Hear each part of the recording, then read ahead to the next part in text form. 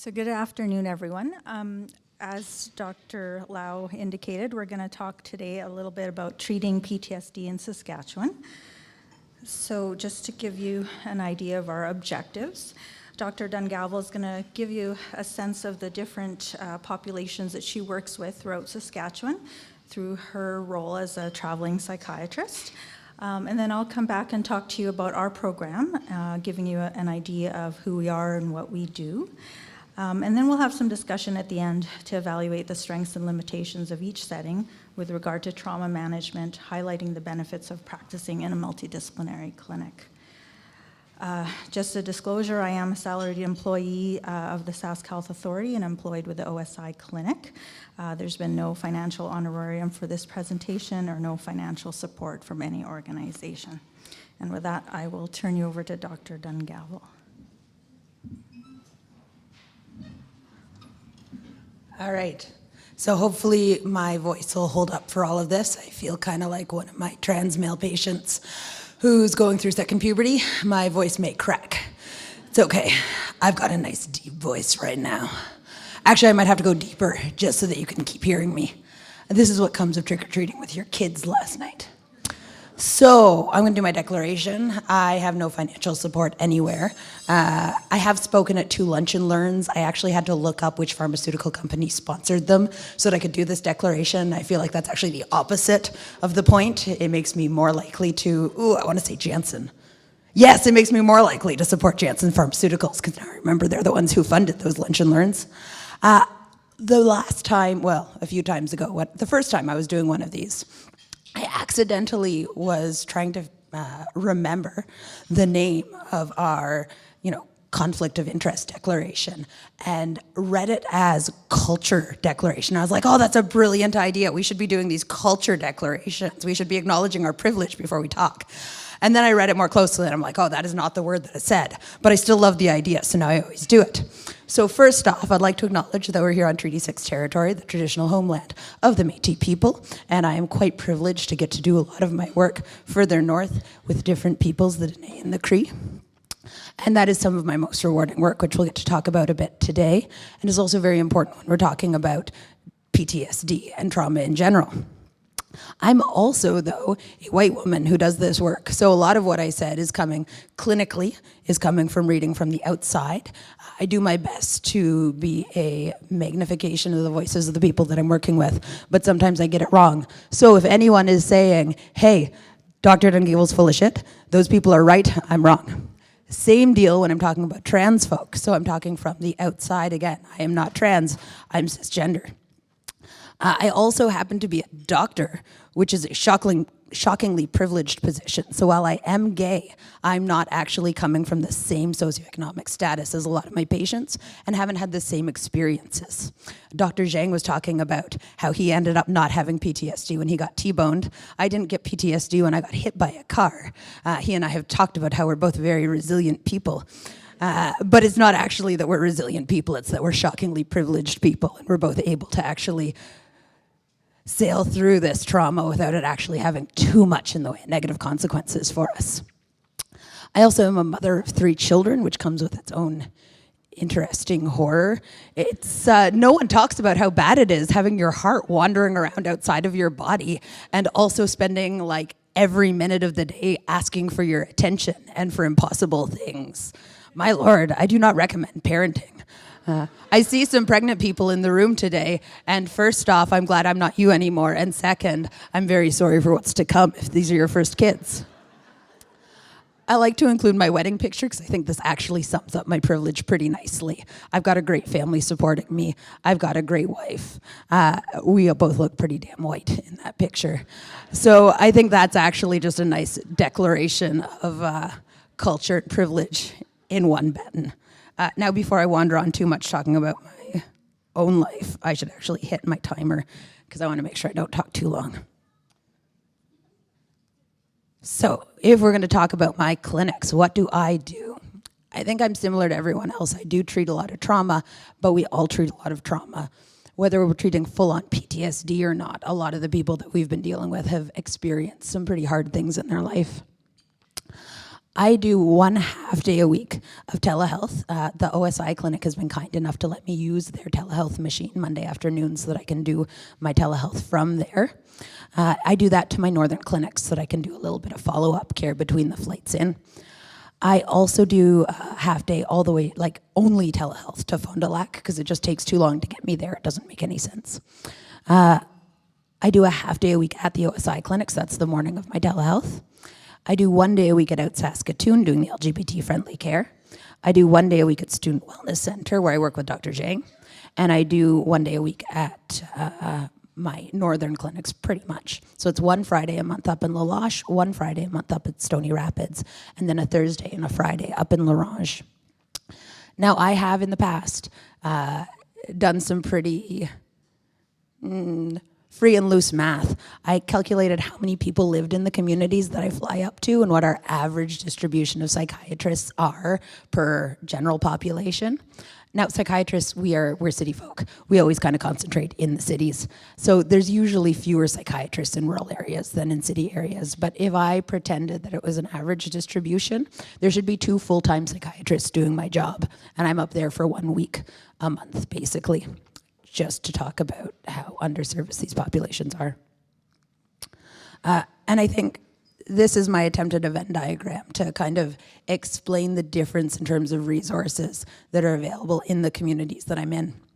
So if I look at Saskatoon, which is one of my favorite clinics because they feed me and they drive me home. They started driving me home when I was pregnant, and I think they were worried that I was going to slip and fall on my way back home. But they've kept driving me home because I'm inherently lazy, and they know that's a good way to keep me. But in Saskatoon, I'm right there in the community center, so I am easy to physically access for the community. I'm surrounded by community support. And when I say to someone, wow, you seem really isolated, and I think that's part of what's going on, let's get you some support from people who understand what's happening, I can walk them out to the wall and be like, these are all the community groups that are happening. They happen here in this location. Here's the person who runs them. I'll introduce you to them. So there's a lot of community support. There's a lot of the social involved in my biopsychosocial care there. There's also a short-term psychologist, Iris Akbar, who is LGBT friendly, works out of Saskatoon, is free, but is short-term. So mostly she's doing supportive work. She's not able to do the long-term PTSD, evidence-based PTSD treatment that we might need for someone who has PTSD in the community. My northern clinics, once again, I fly in. So this is a lot easier than those folks having to fly down to see me. But I'm flying into locations that are pretty, far away. So I fly into Stony Rapids. They actually fly people down from Fond du Lac to see me sometimes there, which is bizarre. I'm flying in and they're flying down. And I suppose this is in between, but it's still not really accessible. And for Black Lake, it's sometimes a half an hour drive for them to get to me. Not everyone can drive in to see me. So oftentimes if I fly up there and the Fond du Lac plane is delayed, or the person who would be doing the driving, like the medical taxi, has been delayed for some reason, I just can't see patients because it's not actually as accessible as we'd like it to be. I'm still classifying it in my ease of access. I'm a little easier to see if I fly up to those communities than if the community members are expected to come down to me. Student wellness is right here on campus. It's pretty darn easy for the students to come get to. It's also supported by all of the community resources that go on in student health. So I have a lot of different resources I can suggest students go to. There are peer support workers. There are various community organizations. It's a place where people can be in community. I also have access to psychological supports, which is great. Not quite as good as at OSI, and we're going to talk about that in a little bit, but I've got access to it. And then most of my students are at least doing well enough to be at university. Now, that's not to say that they're doing great. There is actually issues around food security in university students, but they're doing better than a number of my Saskatoon patients or a number of my northern patients. My northern patients are living in hideous housing where people are packed and you don't have the option of getting out of a house that's filled with different abusive family members, whether you want to or not. My Saskatoon patients, conveniently Saskatoon's right across the street from the food bank. So when people are saying, yeah, I'm unemployed, I can't find a job, I am suffering to be able to afford my medication or my food, I'm like, well, the food banks right across the street. Have you made use of it? And so we actually have conversations about food security and food access there. Less frequently happening with my students. I'm not saying it's not happening. There are issues in terms of access to material supports in students, but less so. OSI clinic, it's amazing. Every Monday morning I meet with the interdisciplinary team and we actually talk about our patients, and I know what skills all of the other people at the OSI clinic have. Frequently they've already started to see a psychologist before they've even seen me, so they're doing first line treatment before they come to me. First line treatment actually hasn't quite worked, and so they're coming to me to sprinkle some of my meds on top of it, which is amazing because in my other clinics, I have so many people in the north who are coming to me with clear, repeated PTSD from clear, repeated traumas. And the only thing I can say to them is, I know you don't want to take meds. You can tell me about your story. I'm not going to be back again for a month. We have the evidence that these treatments don't work unless they're being done at least once a week. I'm physically not even there once a week. I can't do telehealth once a week. I can do telehealth every other week, but that's for the entire population that's supposed to have its needs met by 2 full-time psychiatrists and has me for a week a month. This isn't adequate. I literally can't provide evidence-based treatment to these folks.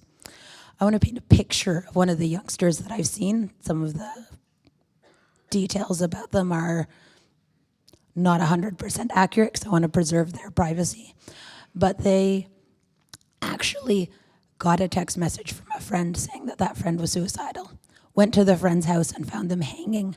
Were standing there under their friend trying to physically support their body to keep them from dying for as long as it took first responders to get to them, which was, I mean, inevitably it was too long if it was even for a minute, but this was going on 15 minutes of standing under this person screaming for help. Their friend didn't survive, which I don't think they were necessarily alive when they got to them. But this is the trauma this person was carrying. I actually got to see them because I had a very good on-the-ground person. I got to see them within about a week of it, easily meeting criteria for acute stress disorder, and on top of a history of very inconsistently managed depression. I'd seen this youngster before, but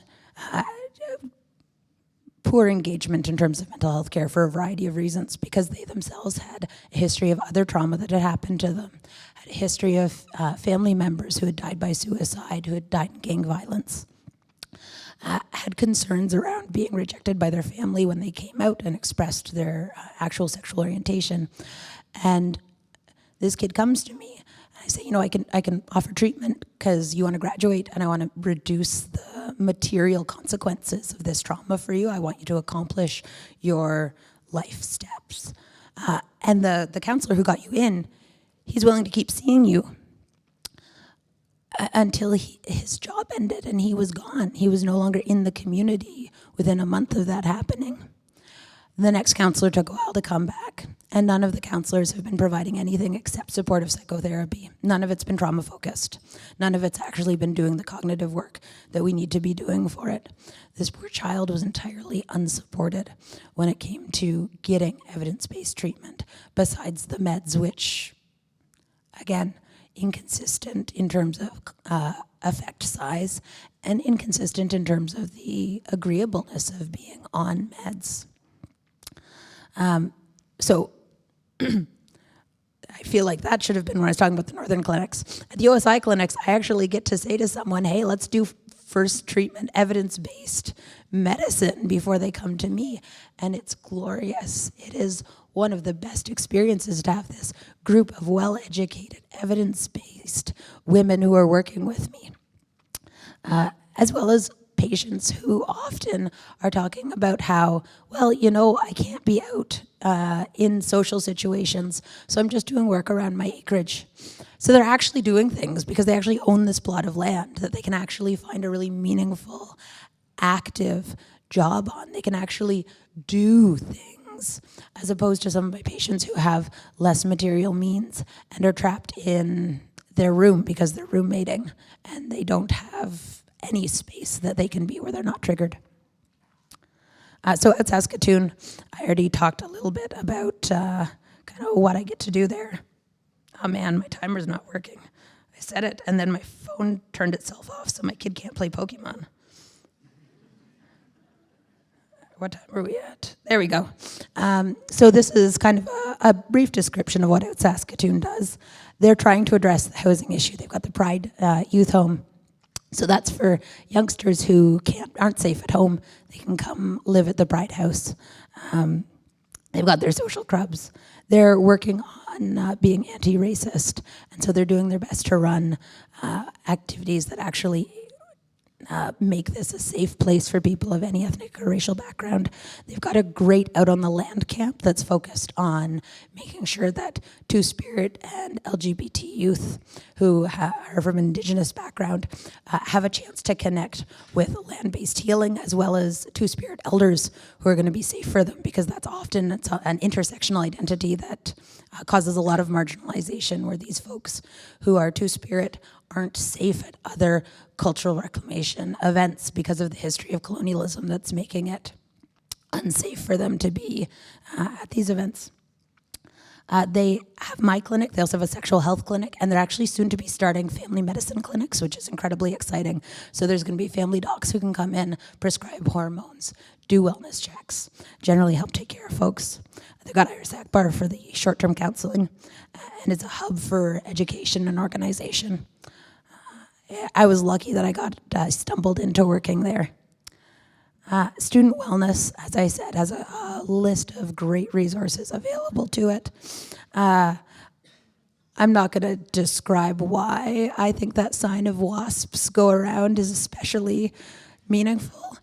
My mother, who was raised Protestant, just for anyone who wasn't getting the joke so far, said that this should have actually been on all of our boats when we were out traveling around the world. It should have been a big warning sign, wasps, just so people knew it was coming. So student wellness has access to these shared electronic records that actually are amazing, because I can read what counselors are doing with folks. Unfortunately, because we don't have these ITT meetings, these interdisciplinary team rounds in the morning, I can't have the face-to-face conversations with the counseling to say, okay, who are you? What's your training? What do you do? Who should I be referring people to who have these specific problems? And it's a really useful component of the OSI clinic. Because not everyone has training in trauma-focused psychotherapy or EMDR. And sometimes I make the referral saying, this person needs trauma-focused psychotherapy. And people, there's sort of a bit of a scramble to find out, okay, who can do it here? There's access to the peer support services. As I said, inconsistent face-to-face time. So my northern clinics, I'm there in person 1 day a month. That's frankly not enough time to actually make, community connections. It's over the course of 3 years, it's been helpful to build some trust, but it took 3 years to build some trust that I'm actually going to be here, because I'm just not there frequently enough otherwise. I also can't do it more myself because I've got kids here. I can't leave them alone that long, but it would be really good to have a model of more people present. I don't have access to trauma-focused psychotherapy, period, in any of my clinics. I have access to supportive psychotherapy that's entirely dependent on who's working at the time, whose contract has expired, whose contract has been renewed, and oftentimes they're also up for 1 week a month, which is better than my 1 day a month, but still not enough to be doing that regular weekly psychotherapy. And I oftentimes my timing when I'm up there for that 1 day a month isn't overlapping with a therapist's time, so we're not getting good time to know what our strengths are, what our weaknesses are, what kind of training we can do. So how am I trying to provide some basic trauma-informed care in all of these clinics? And it varies per clinic. So at Out Saskatoon, I've got a great inn. At Out Saskatoon, most of the people who see me there know I'm one of them. They know I'm gay.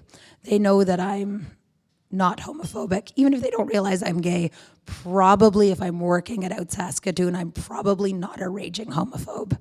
I do my best to excise the internal transphobia, and I mean internal homophobia because I've been raised in this culture, but I try and excise the internalized transphobia that is inevitably part of me that I continually have to challenge. And I'm getting the chance to learn by being immersed in that environment. So I'm getting the chance to challenge a lot of these transphobic thoughts. So folks who come to see me get the automatic kind of safety of saying, you know, I'm one of you. I'm not going to oppress you based on transphobia or homophobia. Now, the northern clinics, I can't say I'm one of you because I'm obviously not. I also am not there frequently enough to even say, you know, I'm part of your community. I know you well enough. All I can do is say I'm going to be there consistently. And so I've so far been there for 3 years. My goal was if I started this, I was going to be doing it for at least 5 years. I really enjoy these clinics, so my hope is I'm going to keep doing them past the 5 years. And I'm not going to abuse my power over you. So the conversations I have, especially because people are so hesitant around meds, my goal is always to say, this is the evidence behind the meds. My hope is that you're going to try them. This is how long you need to try it for it to work. If you don't try it, that's okay. This is the time I've got you booked in again for follow-up. Come back and we'll talk about how things have been going. So my goal is to make it very clear that this is not a power over situation. This is ideally a situation where our power is as even as possible. Really hard for that to happen when I'm dealing with people on community treatment orders, and obviously I am in a power over situation, but I do what I can to equalize the power as much as possible. For student wellness, all of my kids are woke. They all know that knowledge is just a construct. There's no such thing as objective truth. So I try and have that conversation with them. I try and be clear. This is the evidence I've got. These are the studies that have been going on. This is how I'm informing my practice. What are your challenges to that? Can we have a conversation about it? I like to think it's kind of a combination of the, I'm young, I'm hip, I'm one of you. I'm not anymore, I don't understand their language. And the I'm not going to abuse my power over you of Northern Clinics.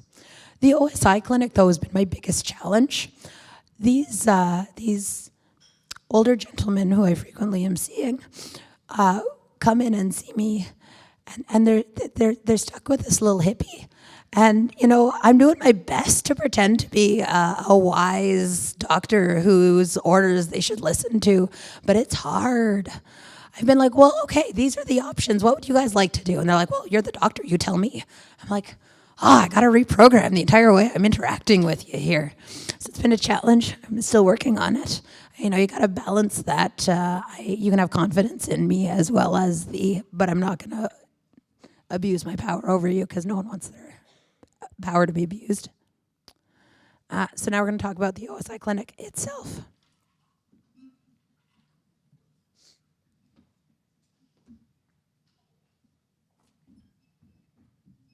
We're going to let her rest her voice for a little while before I bring her back to talk a bit more about psychiatry at the OSI.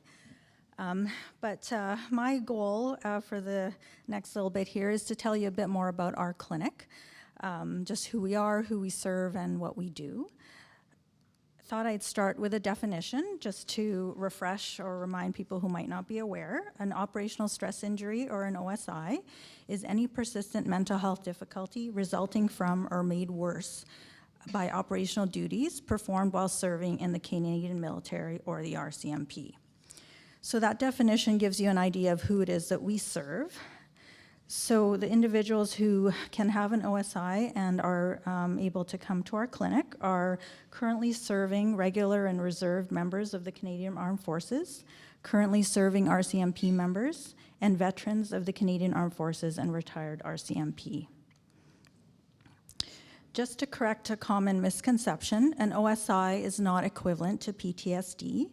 PTSD is probably the most widely known and accepted OSI, but certainly an OSI can refer to a variety of mental health disorders that are resulting from service. So it can include things like depression, anxiety disorders, substance abuse disorders, and other kind of less severe disorders that may interfere with function. Just to give you a little bit of data, there was 2013 several surveys that looked at prevalence. I believe this was point prevalence. So one of the surveys found that the general population looking at any mental health condition, had a prevalence of 8.7, whereas veterans had a higher prevalence of 23.8. And you can see here that the PTSD point prevalence at that time was 1.2, higher in members of the Canadian Armed Forces and even higher in veterans. But as I noted, also depression, as well as different anxiety disorders and alcohol abuse disorders can also occur in this population and can be deemed an OSI. In recognition of the fact that there are a lot of mental health concerns in the military and RCMP members and veterans, OSI clinics were developed by Veterans Affairs Canada in order to serve these populations. Each OSI clinic is made up of different mental health professionals, and each clinic throughout the country is made up of its unique kind of set up depending on the population that they serve. Eligibility for entrance into the clinic is determined by Veterans Affairs, the Department of National Defense, or the RCMP. As you can see here, the OSI networks, there are now 11 OSI clinics and 8 satellite clinics. The first OSI clinic was started in Montreal at St. Anne's Hospital in 2001. Based on the model that they developed there, they started 4 other clinics, including the Winnipeg Deer Lodge OSI clinic, which opened in 2004. I point out that clinic because Saskatchewan's clinic is actually a satellite to that one. So up until last year, any Canadian Armed Forces, RCMP, or veterans from both organizations had to attend to either Winnipeg or the Alberta clinics if they were wanting services from an OSI clinic. And in recognition of the need for this service in our province, there was some discussion that started in 2016, which led to the opening of our clinic in 2018. So we initially opened at Saskatoon City Hospital in just a handful of, actually about 2 offices I think we had. And then we moved in January of 2019 to a standalone clinic in Stonebridge. Our current team consists of 4 full-time psychologists and 2 part-time psychiatrists, including Dr. Dungavell. We're currently looking at developing a role for occupational therapy and trying to expand our services to meet the needs of our unique population. As Dr. Dungavell mentioned, we do meet weekly to review cases in an interdisciplinary team meeting that we call IDT, and we try to discuss all new referrals as well as ongoing cases. Just to comment on referral process, because that's something we're asked about regularly. We don't accept self-referrals or referrals from family physicians or other physicians or psychologists.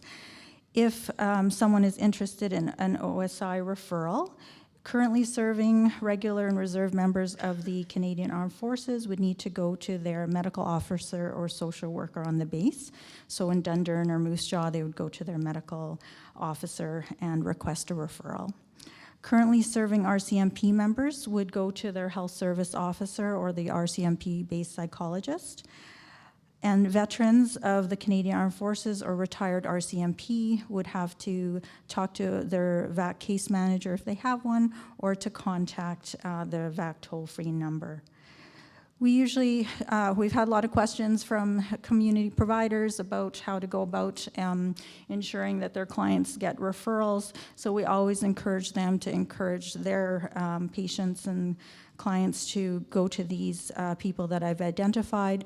We've also encouraged people to write letters on behalf of the client to those referral agents, because those are forwarded to us and it gives us nice information about what it is you think that the client might benefit from. So we've been open, like I said, since June of 2018. We started receiving referrals in July of 2018. These numbers were generated at our 1-year anniversary.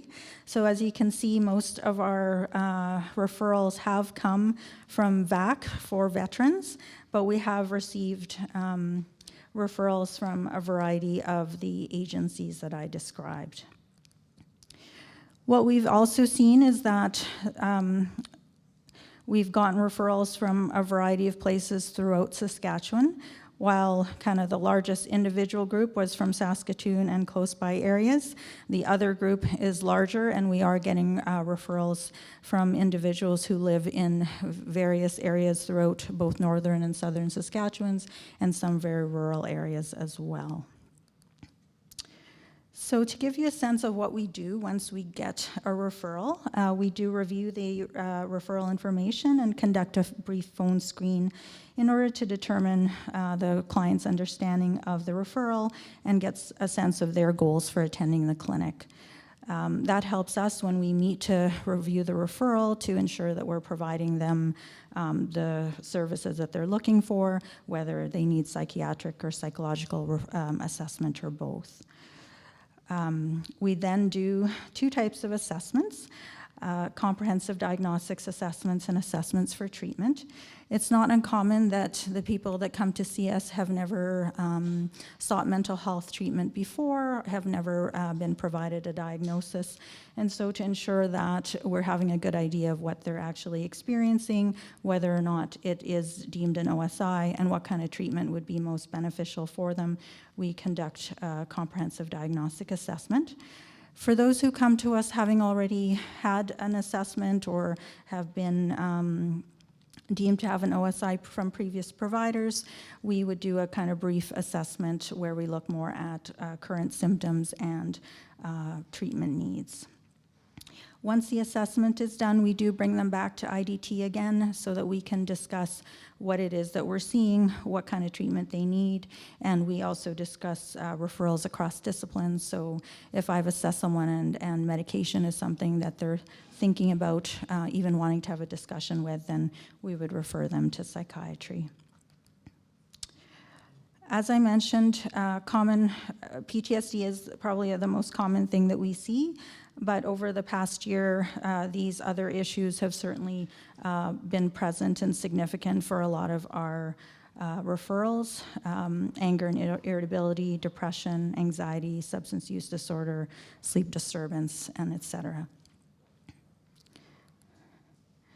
So turning to treatment at the OSI clinic, one of the kind of mandates from the practice directorate from Veterans Affairs Canada was that these clinics were going to provide evidence-based treatment. So this is kind of an idea of the different areas that we cover. So individual treatment, there I am referring primarily to the psychological piece. So we all provide individual psychological treatment, but as I noted, we do consult with psychiatry as needed. We do provide family services. So if there is a family member who is struggling as a result of the OSI, we are able to provide some brief supports there.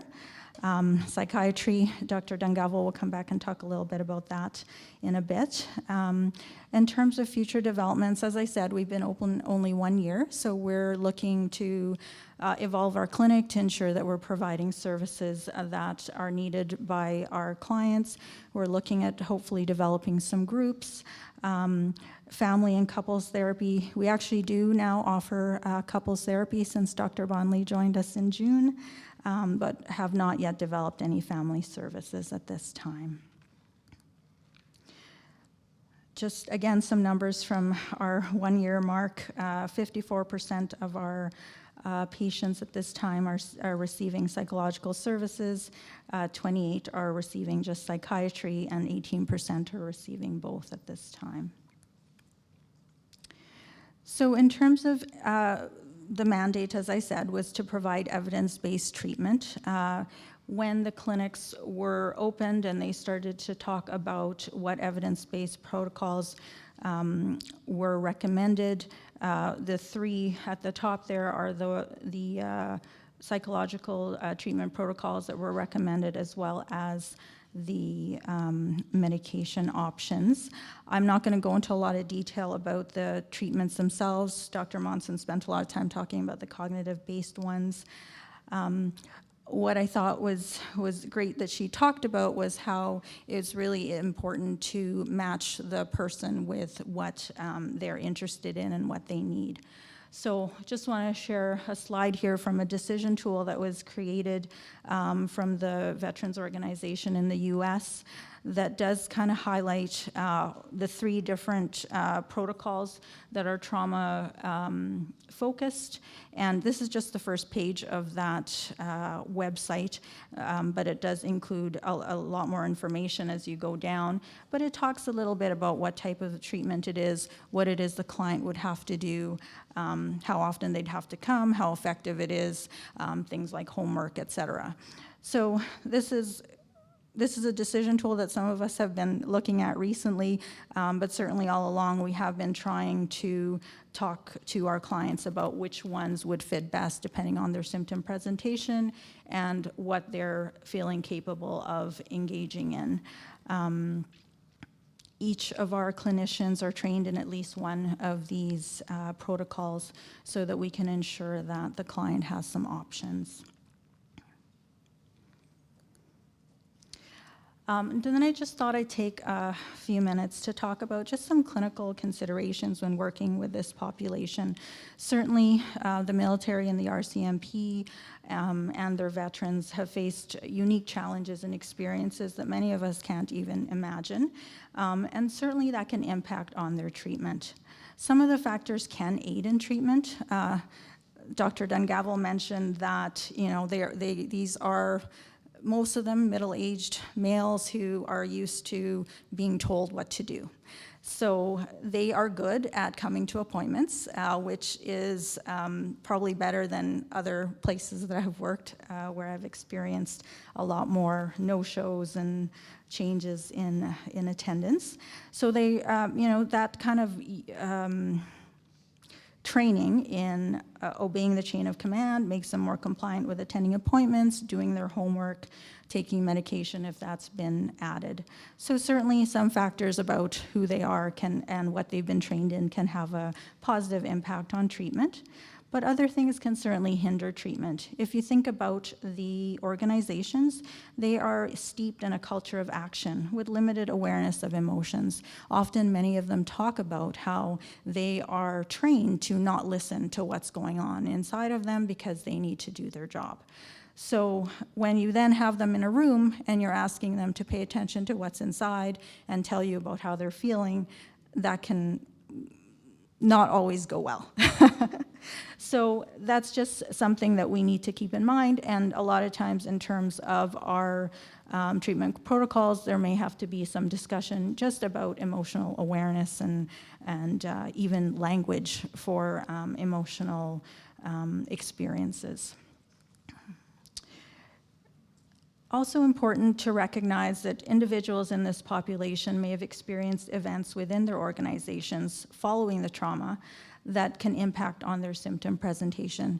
I think it was also Dr. Monson that talked earlier about the sense of betrayal and just the things that they're experiencing as the trauma is happening and shortly afterwards. So if you imagine, I think there is a growing movement towards recognizing that trauma happens in these organizations, a movement towards trying to decrease the stigma. But a lot of our members are coming in saying that, if they experience something, they would have to just push that down and not think about it. There wasn't a sense of support. So certainly that can impact the development of their symptom presentation over time. Overall, I think what we've been learning is that it's really important to be culturally sensitive, to be as aware as we can be about the deployments that they've experienced, the postings that the RCMP members have been involved in, just to help us understand the member and their symptoms in more depth. And with that, I'm going to get Dr. Dungavell to come back up here, and she'll talk about the psychiatry role.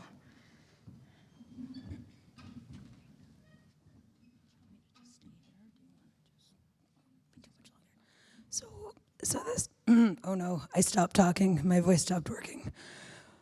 We'll see if there we go, it's picking back up. So in my other clinics, I frequently am facing trying to undo this active pattern of oppression and destruction that's been caused by colonialism, by homophobia, by transphobia. An active pattern of people actually destroying those sources of resilience that Dr. Zhang talked about that we know can help prevent PTSD. These are places where people haven't had the chance to build up sources of resilience because of the active harm caused to them by colonialism or intergenerational trauma, secondary to colonialism, or homophobia or transphobia. Here at this clinic, I show up. A patient comes to me. Oftentimes they've had an incredibly detailed, wonderfully well done psychological assessment done that I can review and understand what's been happening with the patient already. And all I'm asked to do is be a doctor. And it's amazing. I can show up and actually just do my job and do it well. I also have this beautiful office that I get to work in, which is glorious. One of the things we need at the OSI clinic is more psychiatrists. So if anyone would also like to have a beautiful office and show up and just do their job, it's great. I've had more folks who I've been able to sign off on at the OSI clinic than in any of my other clinics. In my other clinics, I have people just stop showing up, not because they're doing better. Usually in this case, when they stop showing up, it's not a good sign. It's that other things in their life have become so overwhelming that they can't show up. At the OSI clinic, I have people coming in and saying, actually, I'm doing really well. And I get to say, okay, cool, I'm gonna sign off on you. And if worse things happen, just get another referral and come back. But from a psychiatric medication perspective, we've gone far with you, you're well, you've moved on. I had to actually hire a social worker to help organize all my other clinics because things were so disorganized. It's wonderful working in a place that's so well supported as the OSI clinic. And it's wonderful seeing the change going from a lack of psychological awareness to this strong ability to reflect on themselves as they're working with a psychologist and working through the process of becoming aware of what's going on with them. I've had patients who've come in to me and said, you know, they don't really believe that this PTSD is a thing, come back in and say, well, yeah, no, my PTSD symptoms are getting better, but then I got sick, so I couldn't keep challenging things, so then they got worse. I'm like, look at that. You know what happens when you avoid. This is great.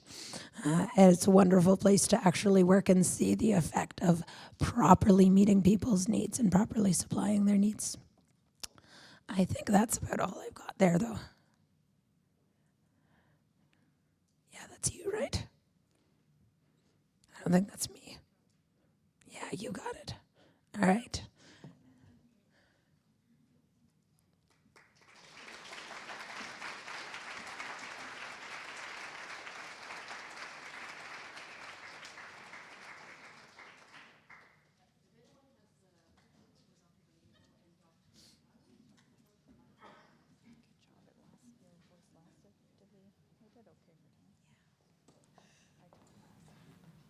I have a quick question for you ladies. Thank you, and Sarah, your poor voice.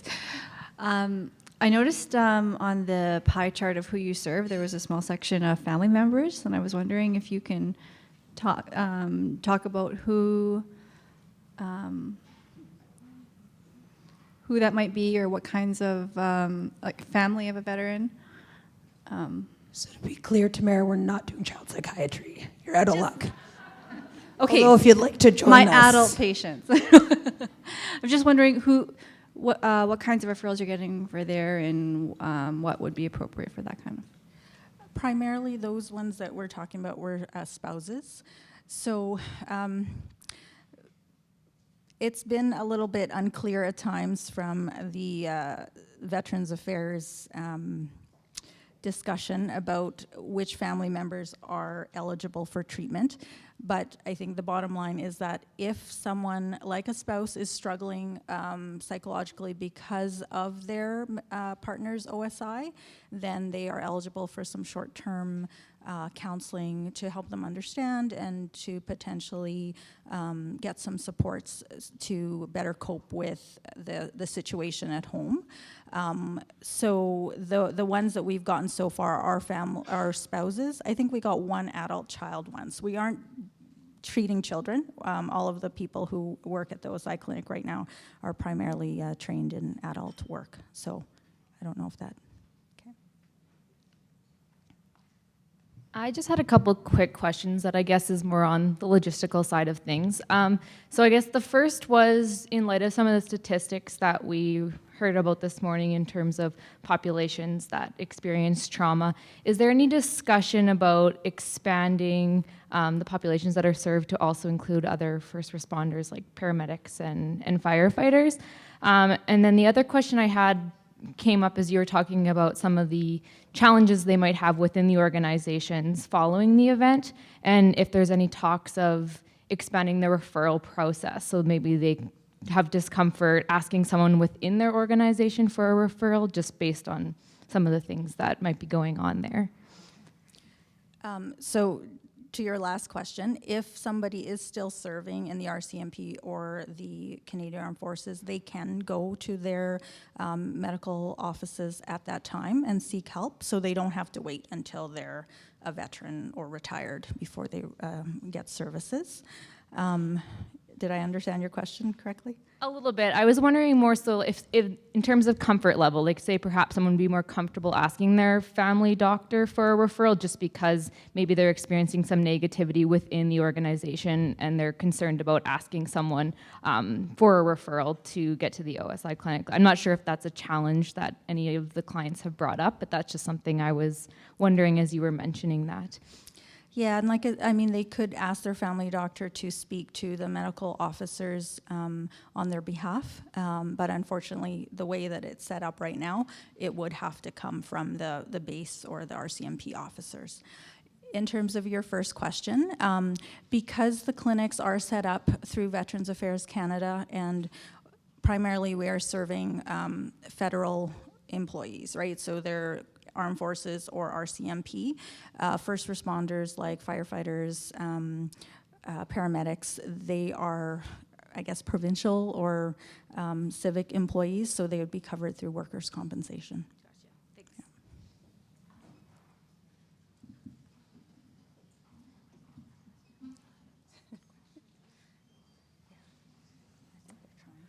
Hi, yes, thanks for the presentation. Given that you work with veterans and combat trauma, I'm wondering if you could speak to potential differences you see in combat trauma versus non-combat trauma, in terms of symptomatology and things like that.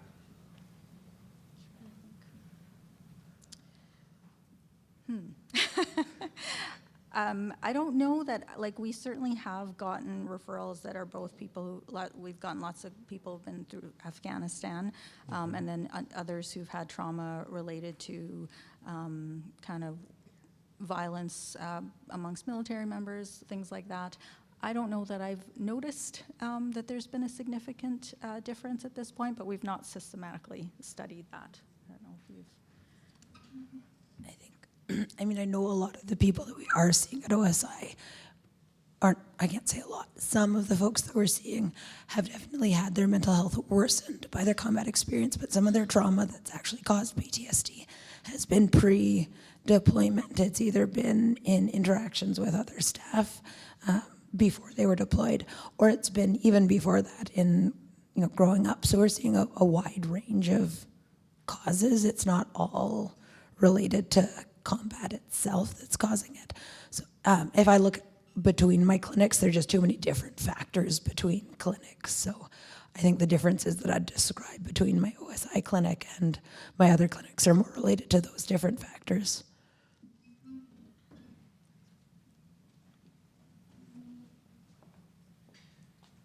One thing I was thinking about with regard to the question of cross types of trauma, the psychopathology is more similar than different across, but maybe one difference is the changes in the DSM-5 to account for more aggressive, reckless behavior, noticing that in the groups that are first responders, police, combat veterans. That was one area that might be slightly different.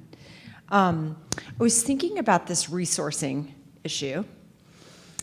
And as a cisgendered, white, Canadian American, bi woman, it would be so easy to think about what I think they need. But I wonder if you have any observations about what they think that they need. I mean, do they want a trauma-focused therapy, for example?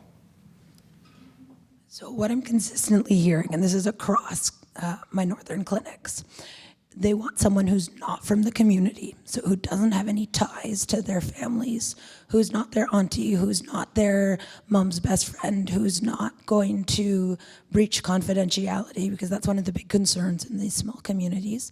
Someone who's going to be safe to talk to in terms of confidentiality and in terms of a lack of judgment, but who's also going to be consistently there. So post Lost shooting, a lot of people went in and were very helpful, I imagine, but because they were there so briefly and because so many different people came, what I heard from some of the youth that they were talking to was they tell the same traumatic story over and over again, and it wasn't helping. And now they're hesitant to engage with counseling because they're afraid it's going to be the same thing that happens. They'll have to explain their story over and over again to different people, or they're afraid it's going to be someone they know who they can't trust to keep things confidential. Now, whether they want trauma-focused cognitive behavioral therapy versus someone to help them with a narrative process, I think that's a really valid question, and I think that's an area that needs a lot of research in terms of what is the best possible care for us to get. But if we look at access to care right now, it's so despicably low that that's almost like the second or third question. The FSIN came out with a suicide prevention report, given the fact that suicide can be caused by a number of different things. I think it's relevant for this conversation. They're calling for proportional access to care. So given the fact that the suicide rate is so much shockingly higher in the north, there's so much shockingly higher for youngsters, for people at 10 to 19, for 20 to 30, we need access to just significantly more care. We can fine-tune what kind of care it is once we actually have a commitment to having enough bodies up there, which we don't have right now. Now that's, again, an outsider's perspective. Someone else says, stop sending in useless people. They're right, I'm wrong. But I think that we should at least make a commitment to having enough people up there before we say, we need this specific kind. The FSN report also made a really valid point. They said, and I love this line, I wish I could quote it accurately, the North has been asked to basically rely on home remedies for the suicide crisis. So there have been a lot of pilot projects, there have been a lot of people coming up with ideas that they think would work in the community, but not actually having the funding or access to evidence-based practices to address this. Now we can do evidence-based practice that are also culturally meaningful, culturally relevant, trauma-informed, that aren't a form of colonialism. It's entirely possible to do evidence-based treatment that's also appropriate treatment. We are called to a higher standard perhaps to do that, but it's entirely possible to do it. And we shouldn't be accepting that just because we don't want to redo colonialism, we're just gonna back off and let these intergenerationally traumatized communities try and figure things out for themselves. We don't tell someone who got pushed down the stairs, oh, I don't want to re-traumatize you, I won't help you up the stairs. We need to be committing to providing this care and then working to making sure it's also sensitive.